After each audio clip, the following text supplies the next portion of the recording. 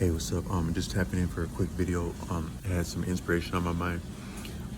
This one, I'm actually right now. I'm sheltering at a hospital. I've been this hospital. I've been coming here over the years, especially like with some of my chronically ill family members that I've taken here, like in the ER a lot of times at night. But I was actually driving. I was working in the off hours of the night tonight, and it started to really storm. Like, and so I actually don't reside far from here, but it was so treacherous of a storm that I actually had to pull over and shelter for a couple minutes. And also because it's like I always thought it would be like really cool to have like a child born like in a storm, like something kind of deep about having a child born in a storm. And so I'm giving birth to an idea, or to like some content like at a hospital, and I'm waiting around for my idea to be born on camera. I'm waiting around for my I'm waiting around to have some subscribers born. I'm joking with that, but actually shout out to anyone that would subscribe to this, because that's actually not a laughing matter. Like, people that actually rock with you and like make what you do worthwhile. Because you can say, even if you got paid $1 million for something, a lot of things, it goes out faster than it comes. And just the calculus and the weight and momentum of winning that much money, but also like spending is kind of like it's like momentum. So the more you spend, the more you tend to spend. So even if you got paid outright out the wazoo, you probably end up owing out the wazoo without too long. But actually, just people that simply rock with you, like as you're on an intellectual platform, because a lot of life, it really starts with an idea and a concept. So if people actually rock with a concept that may be original, or it reflects something of who you are, to come to that, enunciate that, attempt that, that might be actually one of the deepest notions of respect, even up to and like sometimes people say that when people are like in a relationship, you get into a relationship, you're attracted to who you respect. And if you consummate a relationship, that's a lot of would be appreciate that as respect. But some people have said that even people that you may have consummated a relationship with, even like having a childbirth on a storm like that, people can fall out like that, or people could have never had each other's interests even as they were coming close enough to be in a relationship. But if you actually rock with someone's intellect, mind, that might actually be what true respect is. There's something called sapiosexual. That's people that are attracted to mental propensities and giftedness in other people. It doesn't have to be education or wit, but just some feature of a person's mind that would be attractive. That's deeply attractive, and that's the term for that, or a term that's been attempted for that reality, is called sapiosexual. But that might be the deepest respect someone can give you in life. It would be actually to subscribe like that. So, and with this channel, I don't look at the metrics of the channel other than just the views on the video, and the subscriber base. So I know that if I see the subscriber go up by even by 1%, that's a lot of lifting that you have to do for like putting yourself out there to get someone to rock with you like that. Because you might have like one video that, like, sometimes I'll have a video that I mess around and go like a little bit viral, just a little baby virus, just a little baby cold virus. But it tends to be the ones that are shorter, or there's something ambivalent about the title that I made a typo or something, and it's like what is that about? Like, someone check it out and it have more view like that. But the real metric of success, I think, for intellectual endeavor or like YouTube, would be someone that that thinks enough of your channel that they'd like to hear you again. Subscribe. So mad respect and shout out to anyone that would rock with this, because the best of things go two ways. It takes one to know one, it takes one to hear one, it takes one to be one, it takes one to see one, it takes one to do one. But I did have some ideas on my mind tonight that I wanted to talk about, which was and this might be some of the deeper insight that I can offer, which is that if you got to the higher level, if you wanted to understand high level of understanding, like to actually make you some faith, one thing that I really appreciate about like the people of India, I honor and respect all human families. I look at human beings as families. People would say things like ethnicity and race, but a lot of that has an economic component and like economic competition, because life is a lot of competition, like just competition for resources. That's part of what it is to exist since the time of dinosaurs, probably since before dinosaurs, since before the earth. A lot of existence is competition. The before you had animals, I don't know if you technically had animals first or plants first. According to a person that I met at a gas, there's a source for you. According to a person that I met at a gas station, what life is on the deepest level is actually a form of fungus. Um, all that we exist as, that we have experienced, that we perceive, that has existed, is actually it can be appreciated fundamentally as fungus, deeper than bacteria, deeper than virus, deeper than plants, deeper than minerals, is maybe a part of, and as deep as the properties of physics would be fungus. And a lot of this fungus, like the fungus that we have on the earth, this person at a gas station told me that if you take fungus like into outer space, like you do certain things to initiate like the sensation of space, like being in a vacuum. I don't know if you'd call that hyperspace or deep space. They can do certain they can do certain experimenting to see how different organic material and inorganic material will respond to being away from the properties in the vicinity of the earth. And so that's a deeper way of testing, is, has this thing existed in outer space? Is it comfortable in outer space? Has it always been from the earth? Is it from the earth, or does it predate the earth? Some of that might be what would be attempted in an experiment, like seeing how fungus reacts to outer space. It would be, if you wanted to make $1 billion, as any, and this is here go $1 billion bill for someone right here that'd be inclined for this. Because some things you say it out your mouth, but another person to hear you say, you said what, a what, and they run with that. If you wanted to make $1 billion, do research into what research has been done before. Do research into what type of experiments have been done by NASA, because some people say that like according to Alex Jones, what we have for NASA, a lot of it had to do like around like Texas, but there's a little bit of an overlap. There's a deeper history between South America and the European of Europe, like what would be referred to as the Aryan people, like the German Nazis. If you take away the idealism, and you just look at the history of those people, how their true history of their existence on the earth, but also some of their where they've migrated to, their safe havens, their real experience on the earth, the real history of what's called the German Aryan people, but maybe also more of Europe. There's a deeper connection between South America, like say Argentina, and Europe, and then also like the Americas, like as far as recruiting scientists go.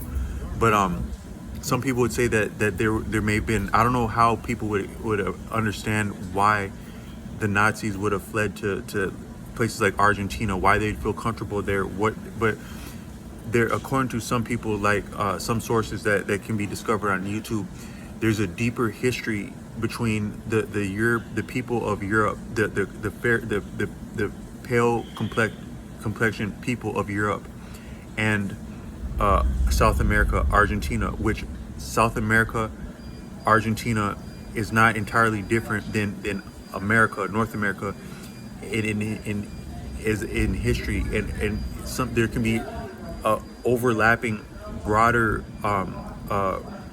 history of what is called the Americas, like some word, a word I'm reaching for is Omecum, but also some things of what have been called Egypt, or can exist in America as much as Africa. Something to that line is that if you take the soil of, I picked up somewhere, I think it was Tashrik Bay. If you actually look at the soil of Florida, the composition of the soil, the earth in Florida, it exactly corresponds to northern Africa, almost verbatim.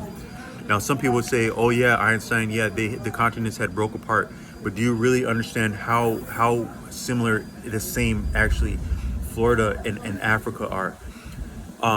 the fact that Memphis, Tennessee is called Memphis, that's like an Egyptian word, and then also that they'd place a pyramid there as the stadium for Memphis, the history of Memphis, the mounds in America. There's mounds all over the earth, but according to Tashreeq Bey, they're more so in North America than anywhere else. Like Indiana, Illinois, you have a lot of mounds out there, but but then also you have like I made reference in this video, a previous video, saying that when you say the word of God, what you're referring to is actually the promise between God and his chosen people. I think I referenced Abraham, is that anything you would say or extrapolate or lean into or reference or pray to or supplicate or entreat. Entreat also means like supplicate, beseech, ask for, pray in the name of your name, like say Yahweh, the God of Israel, the Lord of hosts, Emmanuel, these names like that. What you're referring to is the promise between someone called God and their chosen people. I talked about Abraham, is that's between Abraham, but also I think technically I may be mistaken. I think this is where I don't mean to get into the weeds with this, but I think that I don't know that the promise between God and Abraham is different than that between God and Jacob, who's also Israel. So I think Jacob is related. That might be Abraham's son, as I recall, but Jacob, I think technically the Jewish people are the descendants of Jacob. That may also be Abraham, but Jacob, it had became Israel. He went through a testing. I think he wrestled one of his brothers, but he was actually they say that God is not a respecter of persons, but sometimes he would exactly choose people in preference. Even if you say the chosen people, the chosen one, that's technically a respecter of persons right there blatantly. But, and I'm not saying that's right or wrong, but that's just some things are, if you're referring to something called God, God's also free to contradict itself and still be congruent. That's part of what it is to be omnipotent. So I'm not pointing out I'm not falsifying or pointing out a weakness in the word, but I'm just saying that something that's omnipotent is also free to contradict itself. One of the greatest orders that I've encountered is Osho, and he was iconoclast in that he would reference great faith traditions, take the best of them, enunciate them, do renditions of them, pay homage, but also he was free to contradict he was an iconoclast and confounding some of the statements, and and then also he could as soon reference, highlight, contradict, confound himself, his references, and also what he's referencing, and he reserved the right to do that, the prerogative to do that as a human being. That's one of the prerogatives of a human being, is to be a free thinker, to express oneself, but also be free to contradict oneself. A lot of times people will exactly try to bind you by your word, so they'll get you to make a promise or get a statement, and then because you can basically falsify anything, and anything that someone commits to, you can exactly bind someone over a commitment, even their own statement, and especially their own statement. So a lot of people that would have a problem with you, that would have an interest in having a problem with you, like say a family member, a lot of your dynamics around family members, their real animosity with you, their real contention with you is not limited to anything that you did right or wrong, but their mechanism of reasoning, of harnessing their own self-concept, but also their contention with you as that serves their self-concept. It's exactly around something you may have said or something you may have portrayed of yourself, that they've recognized that there could be an incongruence in there, and because there's an incongruence, they're holding you to that. They're capitalizing on that. They were reared in capitalism. They thrive in capitalism. They enjoy capitalism. They seek to benefit in capitalism, next to you, but also through and beyond you, as you're close enough to potentially be a competitor, whether related or not. And from that standpoint, the soonest way to rationale, to harness one's competitive instinct towards another person, is to say, you did this, you said that, you did that, that's different than you said or did over there, and therefore you're bogus like that. But actually they're the one bogus for judging anything, because none of us in this life had the standpoint to judge anything, because life is it's a struggle, but also it's a competition, and anything goes in love and war. Anything goes. Life is love and war. That's the best way to describe life: love and war. And love is war, and war is love. I don't mean to say war is love in that maiming people is bad, but if you actually were fighting at the highest level, and you were either fighting for yourself or fighting for anything, it's going to come down to who and what you love. Is who is what you can and can't do, is who and what you love. um but um but so when you're speaking in terms of greatness, either great people or great people, who would be called God, or who would supplicate to God, and draw strength from that, they actually reserve the right as a free acting person to contradict themselves, and to contradict themselves, because they don't owe you anything to be congruent. But they're other than they don't owe you anything, not even love, but they do love you. So they're expressing themselves around you, or they've made statements that you can benefit by because they love you, but they're not bound by you. But I just want to say that that's one example of actually that's a profound dynamic of what's called the holy text, is that in this life you can't say anything and get away with it. You can't say anything in the name of anything and get away with it. So if you can actually have a scripture and it fly for this many centuries, there'd have to be something of truth in it, because it can be tested like that. But so the Holy Bible says that God is not a respecter of persons, but God exactly respects persons. Or God, maybe you could say God's not a respecter of persons, but God's a respecter of God, and will respect people's allegiance and loyalty to God, and work with that for the interest of God. So you could say maybe that's a subtlety, but it's transcendent like that. So this life is transcendent. God is transcendent, in that God's not a respecter of persons, but He can play off and prop up and break down persons for his purposes. It's a wicked storm out there. They're tripping like so. I'm in here safe, and there's no such thing as safety, but I'm relatively stable. And the staff out here are tripping. Maybe they're tripping about the car that got out there, because it's quite a storm.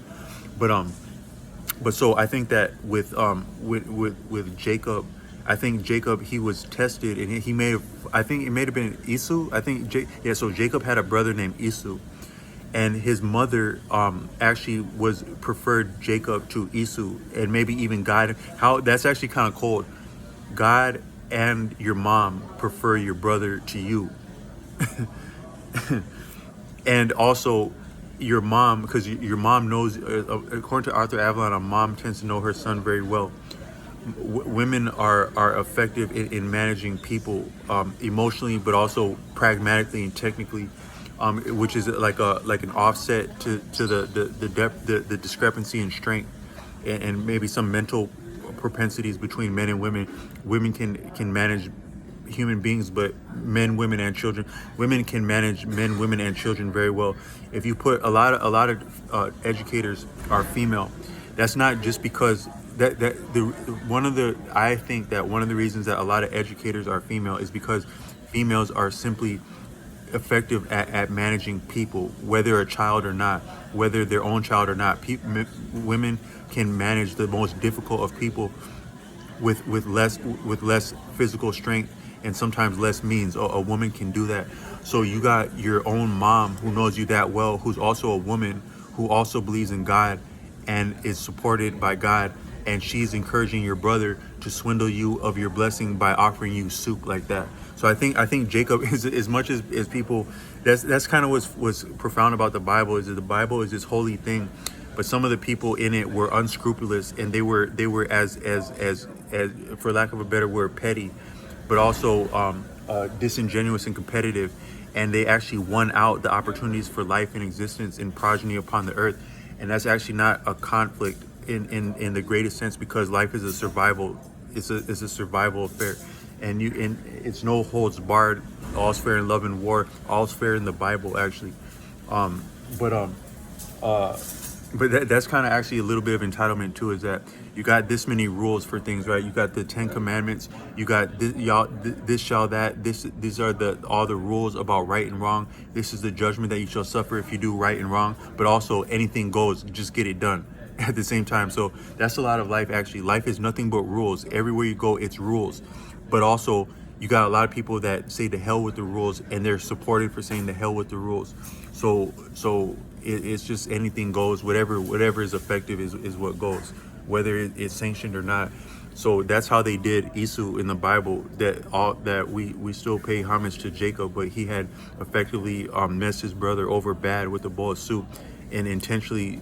If you steal someone's blessing, their property, their means of livelihood, that's as bad as anything you can do to a person. And that was stamped by Esau's mother, and in maybe even the God of Israel. That is, Jacob became Israel once he won over past his brother. I think they had wrestled, and something about his foot is that something changed about his foot, and he became Israel. It's kind of funny because I actually just got back from messing my foot over as I was coming back from a trip. But my mother had, my family more so favors my brother, because like in the family you can have something called a golden child dynamic, and that's a real dynamic that it felt like that way to me. But I think my brothers always felt that I was that one, but I had been the one to hurt my foot. So maybe I don't know who really won that one, but at one point something to do with Jacob's foot, and he became Israel at that point. And so, but also I just pointed out that Jacob, some people have said that the way that you have the difference between like the different human families, like say Caucasian, and most people on the earth, you could call them indigenous. Like you have the Aboriginal people of Australia, you have the Aboriginal people of the Americas, the Aboriginal people of Africa, the Aboriginal people of Asia, the Aboriginal people of the Middle East. Most of them have some hue and complexion, and they can be called indigenous, both to the region, but also like of appearance, they're similar in being indigenous. But the Caucasian people don't share some of those characteristics, like physically. And it's probably on deeper levels, because your physical appearance is the most superficial part of you. There are probably significant differences between the human families, like say Caucasian and otherwise, on all the way down to the blood, because the marrow in the blood, because your appearance is probably secondary to the fundamentals of what you are. They would say genetics, but like your blood, your marrow, your essence. It's like that. And I'm not saying that's better or less than any other people, because we all have gifts and strong suits and purposes that make life viable and robust by our differences, our competition, but also our collaboration, both. But I'm saying that but Caucasian people are different, and part of how you have people in general, like some of our parents, like, so men are generally taller than women the world over. Men don't have to be taller than women. I had a beautiful woman in my life that I had beautiful experiences with, and she was taller. She wasn't taller than me, but she was tall for a woman. But she was a lot of a woman. She was a lot of a woman, and I don't mean like as though like being like heavy set, but she was all of what a woman can be to me. And she changed my life. A woman will change your life, and you'll be, if you come close enough to a woman, to have. I think that for you to have feelings for a woman, she had to show you something. She had to show you something of respect, love, acceptance, or interest, or maybe challenge. That she showed you something that you caught, that you perceived, and you fell for that. You fell hook, line, and sinker. But also, if you did fall hook, line, and sinker, the best outcome would be like sitting around a hospital like this, waiting for your child to be born on a storm. That wasn't my case, but I'm sitting around a hospital like this, waiting for my content to be born on a storm, and maybe gain a subscriber or a comment. But if you fall close enough to a woman that you actually felt a way about a woman, that despite yourself, it's bigger than you. When you fall for someone, it's bigger than you. That's what's kind of mean-spirited about people saying like, oh, get over that, or play it this way, don't care about this and that, don't be showing this and that, don't show too much interest, stuff like that. That's what you're saying, but try that. Like, how did that work out for you when you tried that, when you were really falling for someone? It's bigger than you when you fall for someone. But the best thing would be that you can have an actual child born from that. But if you don't have a child born, you will be reborn from that. So the best of you, whatever the best, like someone like may look at like my content or this like sometimes like a lot of times when I go out in public, I can get multiple comments in a day. Like today outside, I probably got at least let's see, I got at least 3 compliments on my hair. Wait, one, two, 3. So in the morning, so I got 3 compliments on my hair. And when I was walking in public, I had a woman.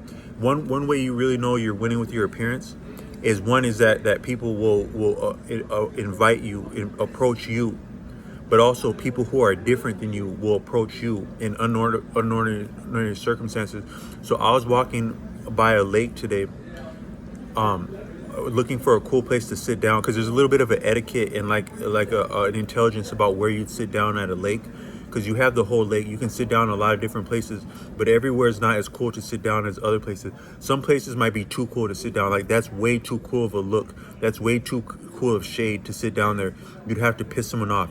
Sometimes you have 2 trees. I think that actually sometimes trees can be in a relationship. Like you see 2 trees that are so similar, they look exactly alike, but if you look at them, one of them may look a little bit more male and one a little bit more female.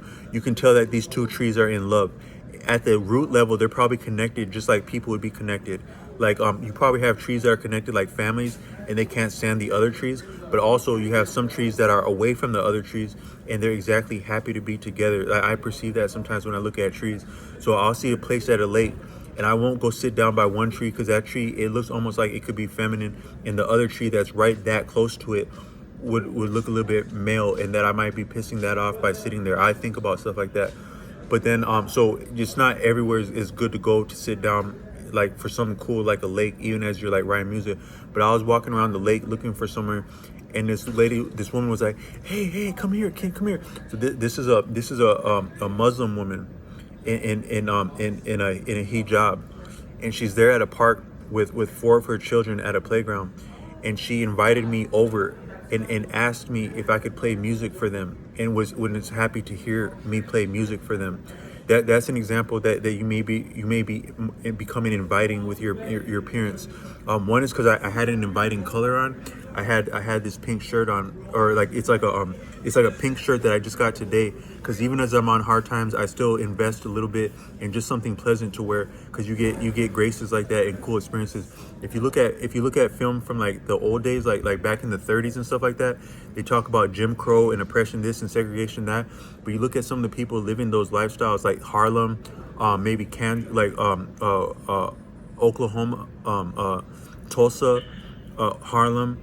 Some of your real scenes of African American vibrance back in the day, they had it rough as we had it, but they still had nice attire. They would be in suits back then. I think they called it zoot suits. There was something about appearance and dignity. Whatsoever in the hell is going on, you got oppression going on, you got Jim Crow going on, you got sharecropping going on, you got the wage slavery going on in the cities. But people are still gonna present themselves a certain way and maybe have some cool experiences like that, even in the midst of hardship. So you can still do that. I've been fortunate to do that, and then I had like some kind of like green pants like that to go with that. So the colors are as the colors are as inviting as like your actual appearance. But then when you start to have things that do, when you have combinations going, so you can have a fight with someone, right? So let's say you have someone fighting and they're just throwing haymakers. Haymakers is one thing that is deadly enough to get caught by one. But if you actually have someone put together an intelligent combination, something that's been practiced or worked up to degree by degree to actually amount to a combination like that, that hits on a different level. That like you can walk out, you can wear the coolest shirt in the world, you can have the coolest hairdo in the world, you can watch your diet, those things alone. But when you have them hitting together like that, now it's like you're hitting on. So you got you can have the best cylinder in the world, but you got one little cylinder like that. But now you got 4 cylinders. You got 6 cylinders. V6. Now, or inline straight V6 or V6 or straight 6. Or you got like a V8 or you got a V12. now you're hitting on different cylinders. You can't actually, you can't, some of the defense, some of the some of the defenses, also the knee jerk, like when you go to the doctor and they hit your knee like that and it goes up like that, like a reflex. We have certain reflexes like that about people and attitudes, our upbringing. But when you're simply being pleasant, you're being the best you can be, excellent to some degree in that you're improving and paying attention to detail. But you're also connecting on different cylinders. So you got like the colors, like the pink. Now I'll have like people look at me askance. That's like looking at askance is like doubting you, like have like casting aspersions. Look at you askance. Look at you out the side of their eye. I have some people second guess where I'm coming from when I got the pink generally, but when it matches the shirt and it matches the shorts and I got sandals on and I'm walking outside with a guitar at a lake, now I'm hitting on different cylinders like that, enough to actually invite someone that's of a different creed than me, like a Muslim woman, and her family, very young children, like all from the oldest would have been like no more than 9, and the youngest would have been like maybe about 4, and they were at first they weren't entirely like aware of me playing the instrument like with their mom there, but then they came over like that. And I let them, I'm not trying to pat myself on the back, but I let them have my guitar when I was talking to them, because I could appreciate that they came close enough to touch the guitar. They wanted to touch it. When they touched it, at first I gave the guitar to the son, the boy, because he was interested in it. And this is a cool experience for him because he's actually touching something. A lot of times, like, people come on your feed like that. They're like, oh yeah, I want to let you know about this and that opportunity. It's completely free, but they gave you exactly jack shit like that. Even in some of your expensive schools, they give you exactly jack shit like that. That's what something that Mickey Royal pointed out in his book, is that if somebody gives you, if you give someone value and they give you jack shit for it that you can't touch, you got taken to lunch, or for that you paid for lunch today. But if they give you something you can touch, or you give somebody that would appreciate something they can touch, that's very significant. Anytime someone gives you something that you can touch, that's very significant. But what would be more significant is if you can give someone else something meaningful that they can touch as the situation calls for it. So that was a pretty nice guitar. I've had that for a long time and it sounds cool. But the way that boy was touching the guitar like that, like just pushing the strings, like he actually didn't know what he was doing. That's actually how you learn how to play the guitar. I'm gonna give a guitar lesson right now. So if you wanted to be a guitar player, the way you can become a guitar player is if you appreciate, according to Victor Wooten, a Grammy-winning bassist. The notes of music, they actually try to they present a lot of things in this reality are reverse engineered, but then people try to put themselves on parody, even to suggest that this reality is engineered, is designed. That's a little bit of that's a feudal concept, because feudalism is about entitlement in the first place. They would say like lordship, even the word lord, that's actually that's a designation of entitlement. So if you say the Lord, like we worship the Lord, you're saying we worship the most entitled person, and entitlement's not always the best thing or the strongest thing, I don't think, or the most creative thing. If you were to describe the most creative of persons, I wouldn't think that to be something called a Lord. I would think the least creative of people would be something called a Lord, because entitlement is actually what defeats creativity. Humility is creativity. Simplicity is creativity. Inspiration, insight, interest is creativity, and that's anything but entitlement. Entitlement is more so of like enjoying power, which is it's a thrilling sensation, but there's no satiating it. Even if you were omnipotent, omnipowerful, you likely wouldn't be happy with that. Such as you're asking. So you have the supreme Lord of Lords, the Lord of Hosts, asking you for money, asking you for tithes. So you're omnipotent, you're omnipowerful, but you're asking me for money.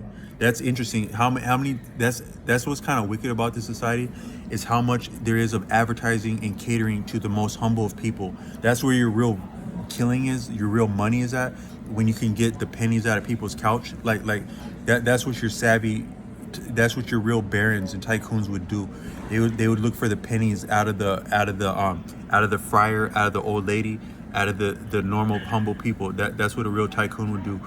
But the but so you have the Lord of Hosts asking for tithes like that. That sometimes you don't look at things like that. But but just to suggest that what we have as existence is by intention, by design like that. So someone figured out the best way to do things. If you design something, you have an intention. That you have an intention, you're somewhat limited because you have a bias already, just that you have an intention. So if things were, that might be actually why things don't work, is that because it would be designed like that. So it's designed with an intention, a desired outcome. Therefore, it's limited. Therefore, it's janky. I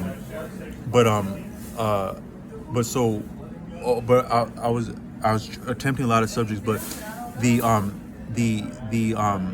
the European Caucasian fair-skinned people of Europe, there's a deeper history to South America than a lot of people could appreciate. There's also a connection in more recent times between that and NASA. There's also a connection between the name Jacob of the Bible and the word Yaqub. Yaqub was so a lot of how so when I was saying about how males are taller than females generally, the reason for that it's been appreciated that's actually a form of eugenics. That's a form of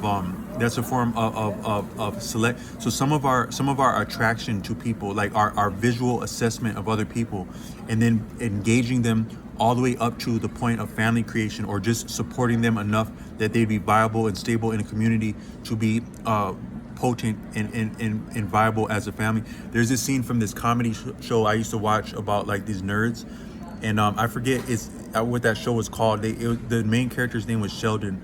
They did a rendition of it like with a child playing him, but the original show is like with a young adult named Sheldon, and he's supposed to be like a very intellectual person, or like a gifted person. But there's this one thing where like he would like eat enough food, and then he would just spawn like they would call it like I forget what you call that, like when you procreate without a partner, but he would like some form of oosis, like symbiosis, or not, I don't know if it's symbiosis, but like you just spawn another self when you get satiated, when the conditions are right.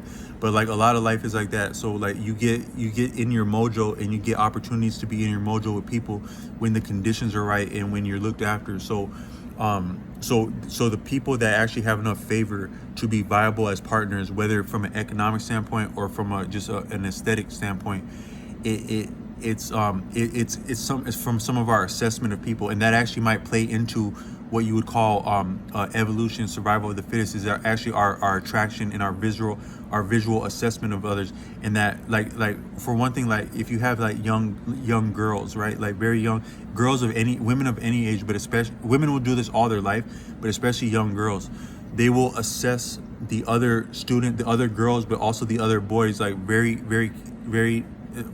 Women have fine attention to detail. Some people have said that as human beings, we there is a necessity to be both hunter and gatherers. We are omnivores. That is both herbivores and we're carnivores and herbivores, and omnivores for being both carnivores and herbivores. And that might have to do with some of the dynamics of the environment, but also to that end, you would have different strengths and diversity of skill sets and interests and judgment in a human community, in a healthy human community, according to Sebastian Junger, such as the difference between family members of different genders, family members of the same gender, community members of the same genders, and community members of different genders. There's different propensities with that. Some would say that women have a fine attention to detail that'd be similar to that'd be a strong suit in foraging, like the more the gathering aspect. Men may have some propensities that would lean towards hunting, but also fighting other males, which is part of hunting, because in hunting it's a group affair. In order for humans to cooperate, you actually need a pecking order, because there's a contrasting and conflict of judgment anytime you have more than one angle or a perspective of something. So you have to settle that as a pecking order, a rank structure that we likely can't get away from as human beings, as we're in the habit of perceiving reality as we do. But so I think that men may have propensities around fighting and hunting, and the socializing that would go with that. But it actually amounts to a difference in it could potentially amount to a difference in space, in spatial awareness, depth perception, that would be a part of fighting. That's not to say that women can't fight and weren't forced to fight in the past, because if you see a fight break out, a human being is way more coordinated, rapid, and fluid than you normally appreciate. Just anyone, if you put someone into a hot enough situation and engage, and they had the opportunity for fight or flight, but they were inspired to or compelled to go with fight, they will be more dynamic and fluid in a moment than actually a chemical reaction. I've seen a fight break out between students at a high school, like when I was a bus driver, and when that fight broke out among a group of young people, it was more sophisticated and rapid than a chemical reaction. If you appreciate how fast people's body were moving. I'm a grown adult, but you can't grasp how much is going on. And these are not trained people. They're not trained fighters. Some of them might have been in sports. They don't have any real kind of background or training around fighting. But even me as an adult, I have been around certain training venues, and there's not a damn thing I could do to process or even understand what the hell just happened in front of my face. That's how much of a chemical reaction human beings are when fight is engaged. But so women can fight as much as men, and they can sometimes be a little bit quicker. Like, my father comes from a boxing background, and he said that women are actually a little bit quicker. And like, one is that women have like strong legs a lot of times. Like, if you look at a woman's body, or you see women in gyms, sometimes they can make short work out of a lot of men as the lower body goes. That might have to do with dynamics around like the structure of the hip for child rearing. All things have a purpose in nature. So women are not weak by any means physically or like fighting. And in different iterations, women would have to fight. I actually saw a woman take up for her loved one in a crucial life and death situation, and she was more sturdy than she was more sturdy than any of the people I grew up with. Street this, that, tough guy this, that, wrestler this, that, boxer this, that. I would rather have that type of person with me than any of them, including my own brother. Even if I had a twin just like me, unless that twin was spending time around her, I'd actually rather have her with me. That the way that woman was protecting her loved one. So in India, they say that men are, if anything, are women's helpers. That's true in the home. That's true in life. That's true in times of war. Women are actually more formidable than men, and more effective in pragmatic things than men, even in warfare. So women are not by any means weak, up to and including physical confrontation, but they actually engage physical confrontation a little bit different than men. When women would fight in nature, I would imagine there'd be different rules of engagement and circumstances when women would come to blows than when men would come to blows. If you look at men like getting ready to fight, a lot of times they're actually very respectful. Like, they give each other time to form a stance. They somewhat respect each other's stance, and it's like a dance like that. Women are not like that when they're fighting. They're no holds barred. They're good to go to kill when they're fighting. They're not trying to give each other time for any kind of cute stance like that. They're going for the hair. They're using their nails. They're using that shit you didn't know they had in their purse. They're going for broke, and it's nothing of any. There's nothing of anything nice about that. But still, I think that some of our actual our sense of depth and activity physically, it would be different between men and women, because we actually are different. Like, the way that our body exists, and then our mind exists, and the mind body connection like that, it'd be different between a male and a female. I'm not limiting that to like anatomically male, but just at essence, a female and a male would be, and I didn't mean to sound like redundant when I said that, but there are people that there is such a thing as like queer gender. According to Arthur Avalon, when people make love, there's a contribution of the menses, the female contribution, the actual the fluid of the woman's menses is way more profound and dynamic and magical than most people could appreciate. Such are the male's contribution also, more than a person could appreciate, but not the least of which the female. But when two people come together, there's a creativity. There's a creation that happens when two people come that close and being intimate. Part of that has to do with sexual transmitted diseases, where, according to Shahrazad Ali, when people come close enough to make contact, to make love, some of what may be like the aftermath of what could appreciate as sexually transmitted disease, it didn't actually have to come from a lineage of partners that they had. Some of just the actual what's taking place with that much hormones of the actual chemistry of two people coming that close together, it actually affects the body, and it could resemble like what would be called a sexually transmitted disease. It may actually be the progenitor of sexual transmitted disease, may actually be episodes of people contacting each other, making love that wasn't attended by virility or bacteria in the first place. All of life is really technically virility and bacteria and poison, but such is how profound it is when people come together. But also, when people come together, there's a contribution of the woman, the menses, and a contribution of the men. According to Arthur Avalon, from the standpoint of India, when the female's contribution is more overwhelming, is in ascendant, you have a female child. When the man's contribution is in ascendant, you have a male child. That could have to do with actually where the earth is at when people are coming together. And that you may say, people have never actually wondered, is one day to the next day male or female like that? Because most of life is balanced like that. You have male plants, male animals, female animals. You may also even have male days and female days, but it could be such that there's other factors that would contribute to what would be the difference between male and female being born.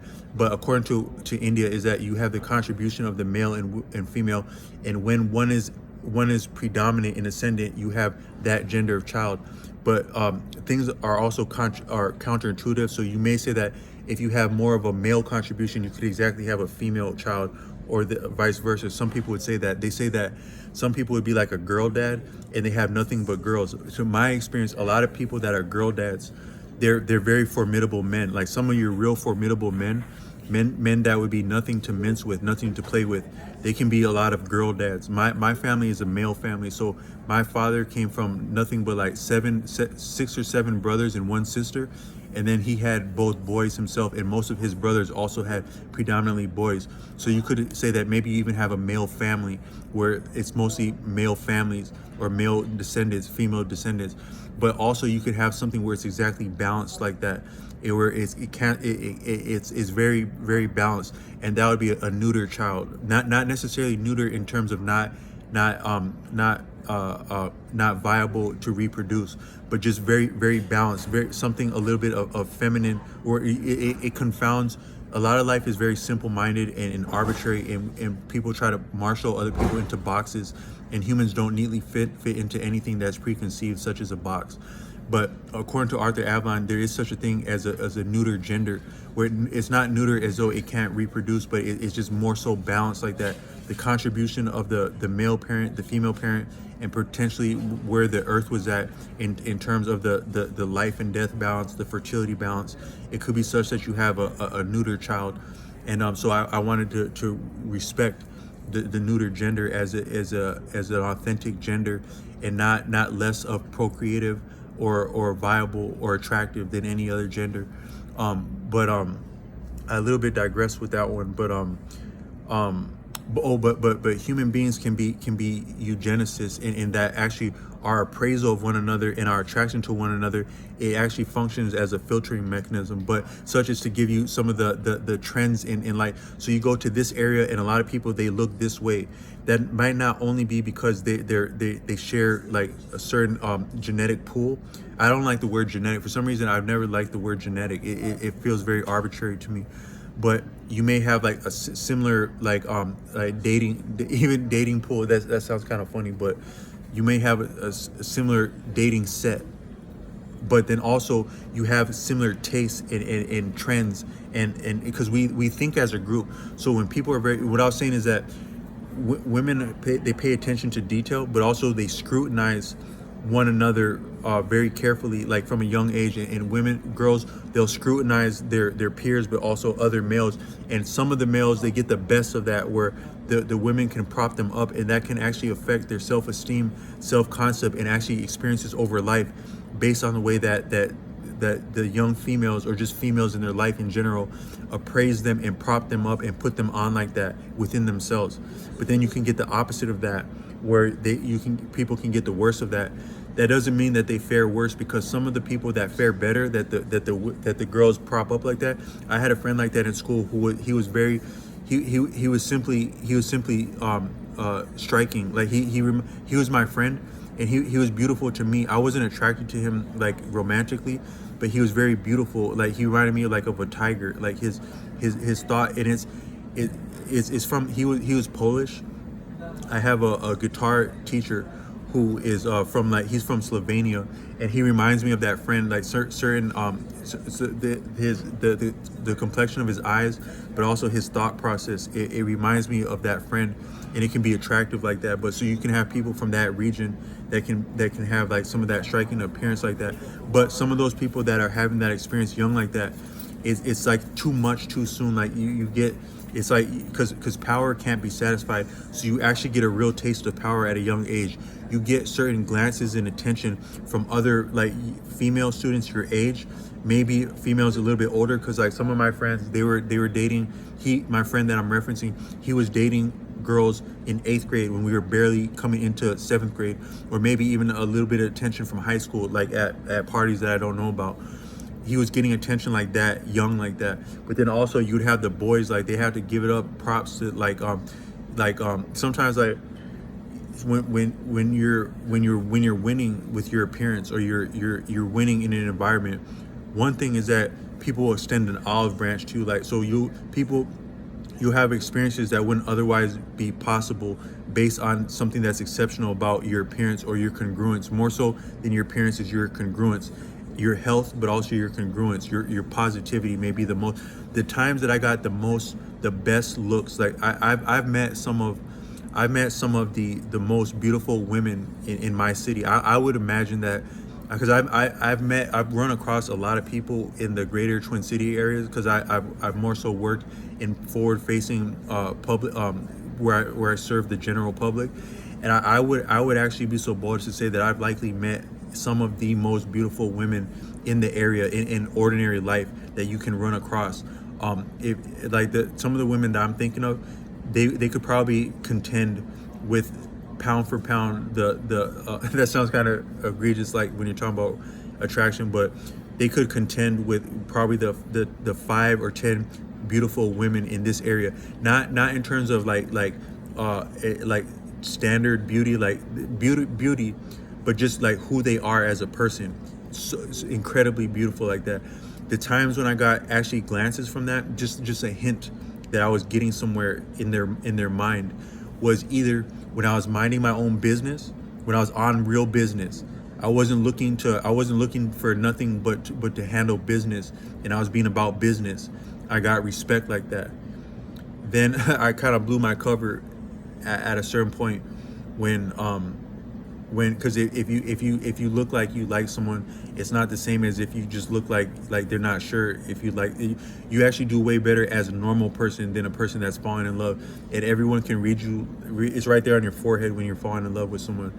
But the other time I got respect is when I was just being pleasant and healthy. So like I got a glance from a beautiful woman when I was walking with the smoothie, and I got engaged like that. But that's actually because people just want to feel good, man. People, they say all girls just want to have fun. All girls just want to feel good. So if you just look pleasant and happy and healthy, that's about the best look you can. If you happy, healthy, productive, that's the move right there.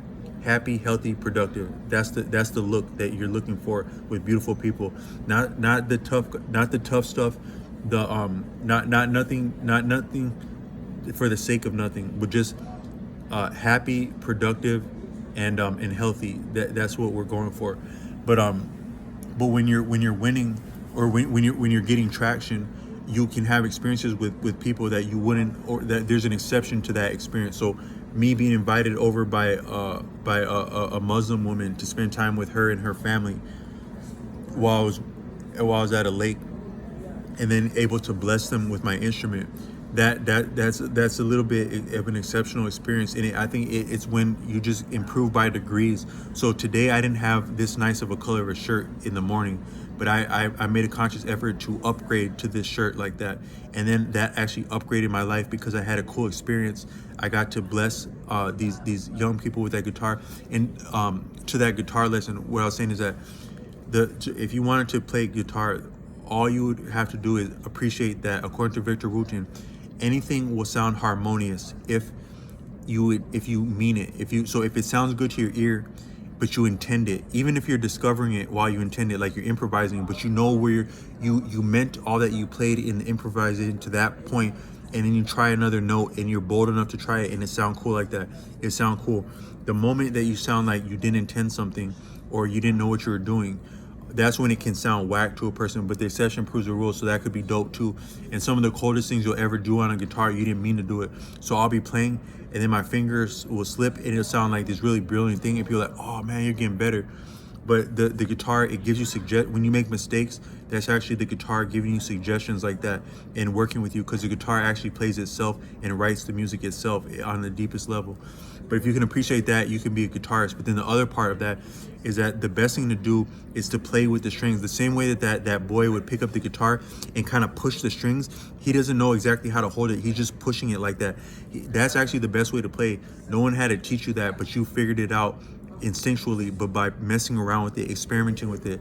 My friend's mother, who was a custodian, she was once telling me about computers back in the day. She said the best way to learn anything is to get lost in it. And find your way back. That's the best way to learn something. But it's the same thing with the guitar. But a cool exercise with guitar is that if you take your finger like this, you play with the strings.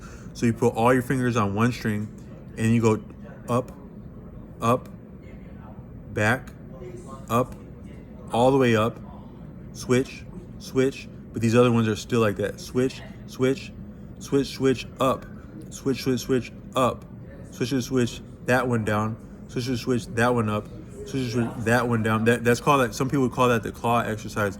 There's a little bit of technique in that. You want to make your hand like this. There can be something of technique of like the curve of your hand.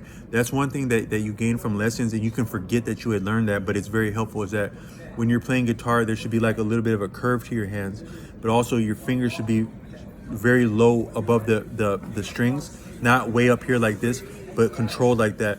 You want to be efficient in all the things you do with the guitar, but you also want the fingers to be independent of each other, and that you practice consciously breaking what you would assume to do. So I'm like this. You don't know what you're going to do with your finger. I don't know what I'm going to do with my finger. I make a conscious decision to make a conscious decision to try something.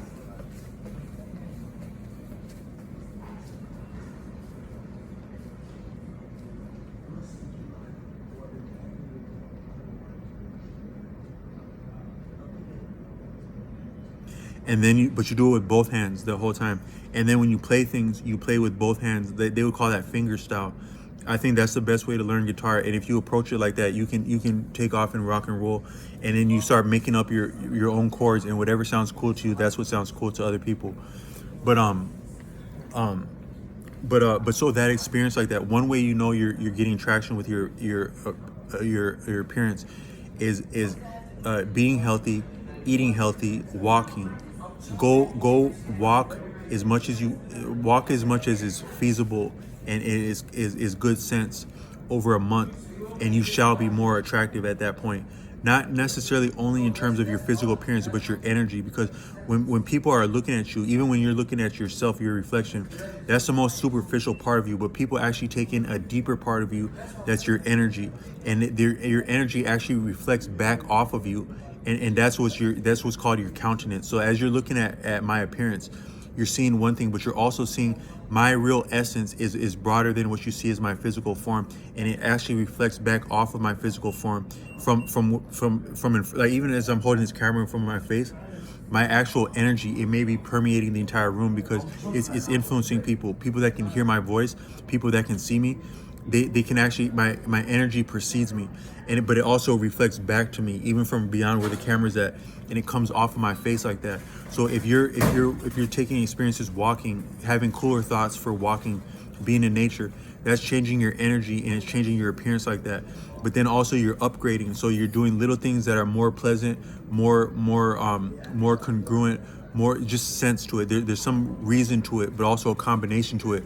Now you're hitting for things, and you're bypassing other people's assumptions, their prior notions and experiences, also your prior notions and experiences of yourself and of other people, of yourself and of themselves, and of themselves for perceiving you. You're transcending all that with these combinations, but these incremental improvements and congruence. So when the hair is matching the clothes, is matching the shoes, is matching the vibes, is matching the location, is matching the purpose, is matching the time of day, stuff like that. Now you can have an experience that wouldn't otherwise be possible. But that's the bright side of it. The other side of it is that when you're winning, people will start arguing amongst themselves. Like, so like when you're really having an appearance, like you say, I was like at a motorcycle venue, like obtaining a motorcycle, and I was my stylist had helped me out before I walked in there, and I've been engaging people like to express myself. Like at the YouTube channel, it helped me in life. Like it helped me be smoother with people, because it helped me be more of myself. But then when you get around people, they can start bantering. Like imagine like a group of people, right? Like you get some soldiers or some security guards like on their break, and they're like talking amongst themselves. They're laughing, they're bantering, but they're just an inch away from fighting that whole time. You come through there and you're really on point, you're at your best. They can actually get to coming to blows just by the contrast of because you can't help but contrast things. We compare things as people. So a lot of people are brutally honest, like with their friends, and they're not actually pulling any punches with their friends. So here you go, you're at your best, and then their friends are actually messing up their whole time because they know what their friends are on. They know a lot of times their friends are about nonsense. So it's like, man, why you gotta be so stupid, man? like why you gotta look like that, man? Like stuff like that. Like people start like argue, but also like sometimes people just don't be on point. So like I was around these motorcycle people, and some of them were messing up like that, and some of them, they were having respect for me, and they were not having respect for their other people, not doing what they're supposed to do around me. So they start checking them like that. But if I wasn't on point, it would have been like that. But if you're on point, then people can actually get to falling out around you. So that's how you know you're doing better. But all I meant to say is that a lot of life is about